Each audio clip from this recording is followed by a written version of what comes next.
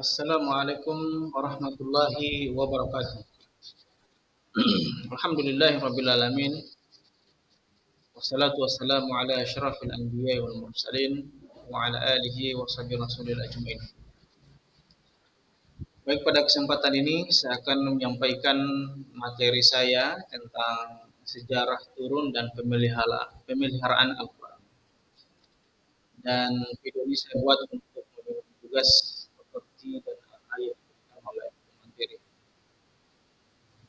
Baik, langsung saja kita mulai dengan topik kita,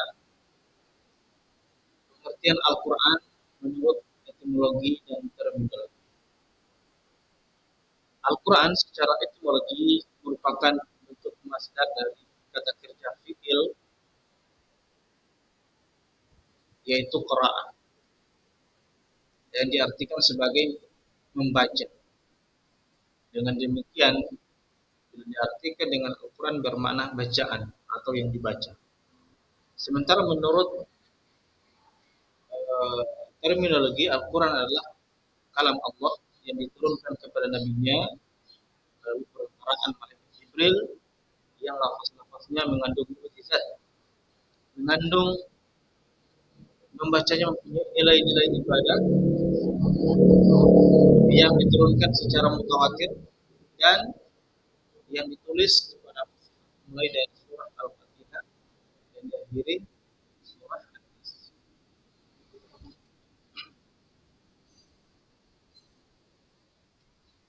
Tahapan turunnya Al-Quran. Proses turunnya Al-Quran atau yang biasa disebut dengan nuzul Al-Quran adalah suatu penyampaian atau penetapan turunnya Al-Quran, baik ke Lauhil Mahfuz, ke Baitul Izzah maupun kepada Rasulullah sallallahu alaihi wasallam.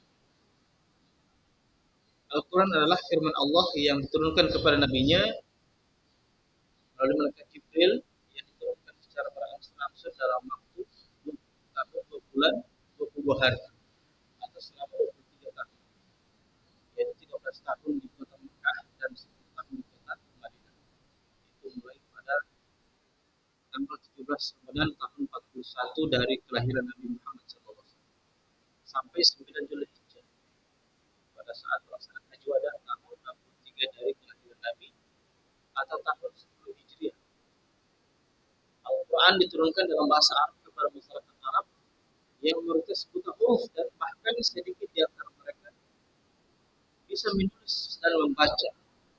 Pada masa itu juga mereka belum mengenal al-qirtas, yang berarti kertas, yang dimana pada masa ini kita pakai untuk menampung tulisan yang kita tulis. Melainkan mereka hanya menggunakan batu, tulang, pelukan kurma, kulit binatang, dan sebagainya untuk menulis Al-Quran. Itu proses turunnya Al-Quran. Jadi Al-Quran dari Lauhil Mahfuz turun sekaligus ke Baitul Izzah sebanyak 30 juz. Jadi dari Baitul Izzah turun kepada Nabi secara berangsur-angsur. Itu peristiwa-peristiwa yang dialami oleh Rasulullah SAW pada masa itu.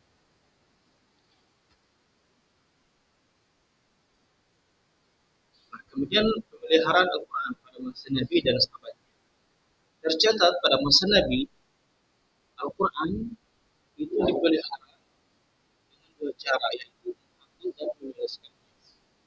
Rasulullah menyuruh sahabat-sahabatnya agar menulis ayat-ayat Al-Quran. Adapun cara para sahabat dalam menulis Al-Quran yaitu pada kepingan batu, kulit binatang, pelepah kurma, tulang, dan lain sebagainya. Kemudian pemeliharaan Al-Quran pada masa Abu Bakar sampai Umar bin Khattab. Selepas Rasulullah SAW wafat, pemerintah Islam dipegang oleh Abu Bakar yang dilantik menjadi khalifah pada tahun ke-11 Hijriah. Pada zaman beliau menjadi khalifah, ada beberapa peristiwa-peristiwa besar berkaitan dengan kemurtadan sebagai orang Arab. Karena itu beliau menyiapkan pasukan, mengirimkan untuk memerangi orang-orang yang murtad itu. Di antara peperangan yang terkenal pada saat itu adalah perang Yamamah. belakangan ini dari kalangan kaum muslimin ada yang mati syahid, tercatat kurang lebih 1.000 orang. Di antara yang wafat ini terdapat 70 orang murid dan hafiz Al-Quran, dan ada yang berpendapat lebih dari itu. Hal ini menimbulkan kekhawatiran di hati Sayyidina Abu Bakar akan hilangnya Al-Quran. Bahkan ada atas saran dan desakan Sayyidina Umar, Abu Bakar mengambil keputusan untuk mengumpulkan atau menyusun Al-Quran.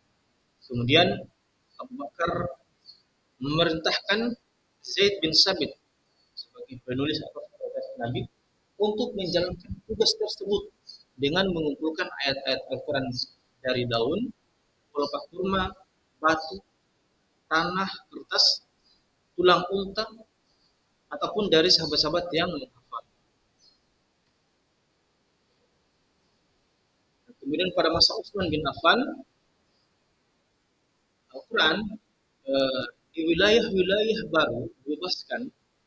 Ada sahabat Nabi yang bernama Huzaifah bin Al-Yaman terkejut melihat terjadi perbedaan dalam membaca Al-Quran.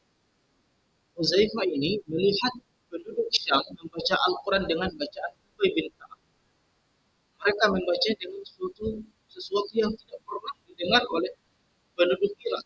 Begitupun juga dia melihat penduduk Irak membaca Al-Quran dengan bacaan Abdullah bin Mas'ud, sebuah bacaan yang tidak pernah didengar oleh penduduk Syam. Maka implikasi dari fenomena ini adalah adanya peristiwa saling mengkafirkan di antara sesama kaum muslimin. Perbedaan bacaan tersebut juga terjadi antara penduduk Kufah dan Basra. Singkat dari kisah ini, Khalifah Utsman kemudian mengutus seseorang kepada Hafsah agar Hafsah mengirimkan lembaran-lembaran Al-Quran yang ada padanya kepada Utsman untuk disalin, dan setelah itu akan dikembalikan lagi. Hafsah pun mengirimkan lembaran-lembaran Al-Quran itu kepada Utsman. Oleh Utsman dibentuklah satu panitia. Salah satu adalah Zaid bin Sabit sebagai ketua atau sebagai penulis Al-Quran.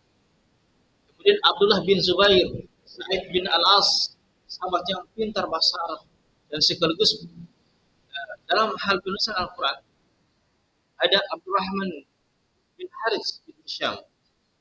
Maka tugas panitia ini adalah untuk membukukan Al-Quran, yaitu menjadi dari lembaran-lembaran tersebut menjadi sebuah atau sebuah mushaf. Jadi teman-teman sekalian, seperti itu singkatnya proses turunnya Al-Quran sampai pada saat pemeliharaan Al-Quran, sehingga Al-Quran ini bisa sampai di tangan kita yang kita baca setiap hari. Demikian presentasi tugas saya. Semoga bermanfaat. Maaf atas segala kekurangan. Terima kasih atas perhatian. Assalamualaikum warahmatullahi wabarakatuh.